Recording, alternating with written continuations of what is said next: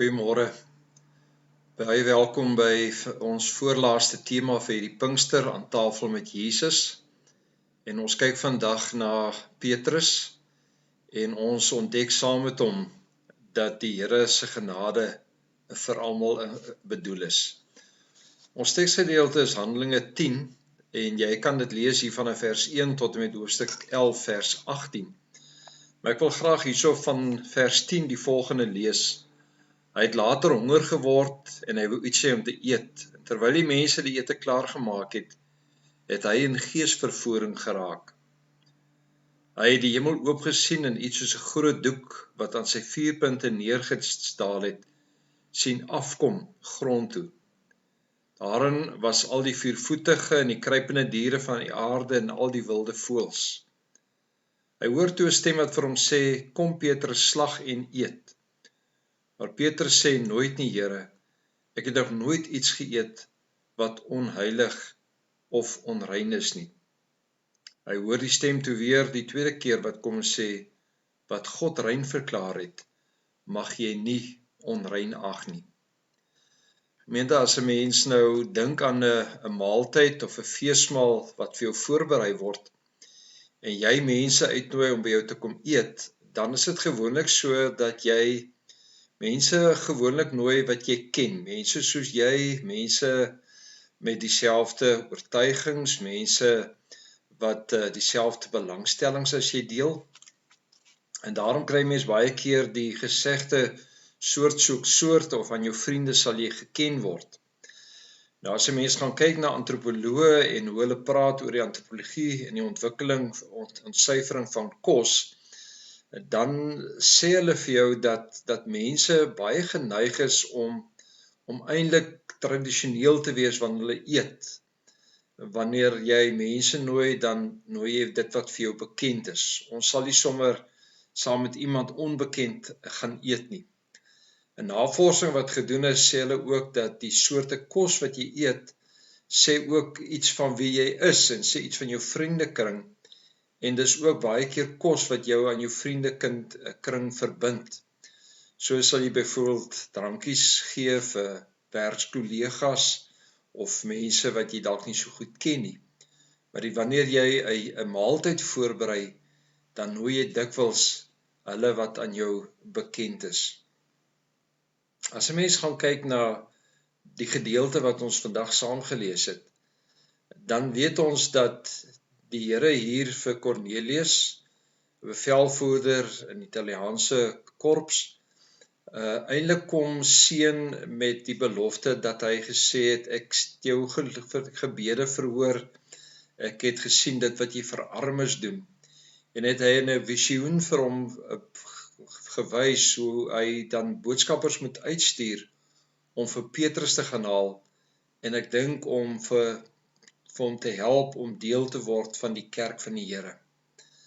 Dieselfde geleentheid is dit dat die Here nou ook hier met Petrus praat.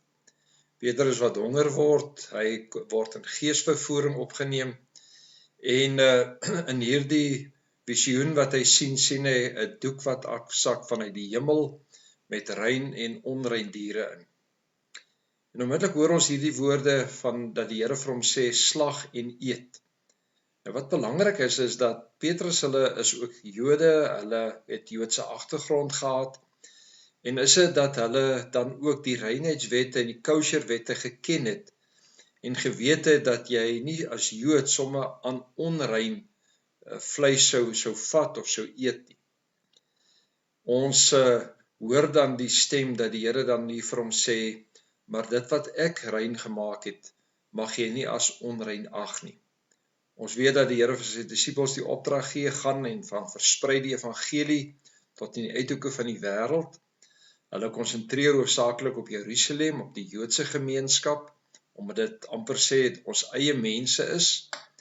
En dan kom die Here met hierdie visioen en hy kom breek die grense oop en hy help vir Petrus ontdek om te besef dat God letterlik uit alle volke mense gekies het om hom te dien.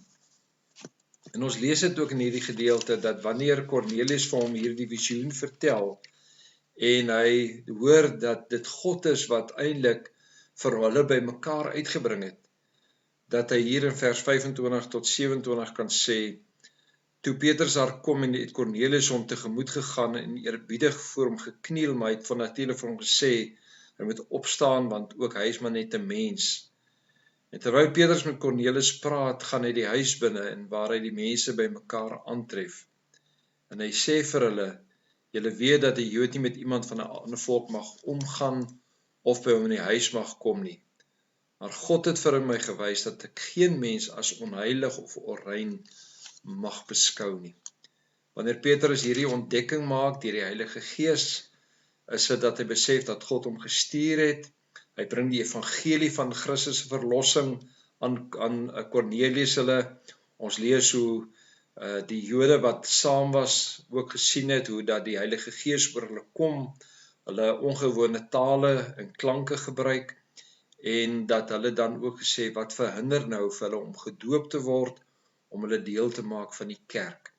En so is dit dat deur hierdie handeling Petrus eintlik ontdek dat wanneer ons genooi word om aan tafel met die Here te sit, dat dit nie net gaan oor ons nie, maar almal.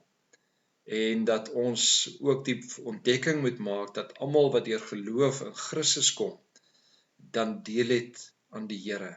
Uit elke volk, uit elke stam en taal en nasie. En hierdie wete maak dan dat ek en jy nie anders kan as om dan nou te gaan verkondig die redding in Christus en dat ons mense mag deel maak ook van God se koninkryk en God se tafel, sodat ons gemeenskap met mekaar mag hê. Kom ons bid saam. Here, baie dankie dat U alle mense insluit in U koninkryk en dankie dat ons soos ander ook deur U begenadig is. Amen.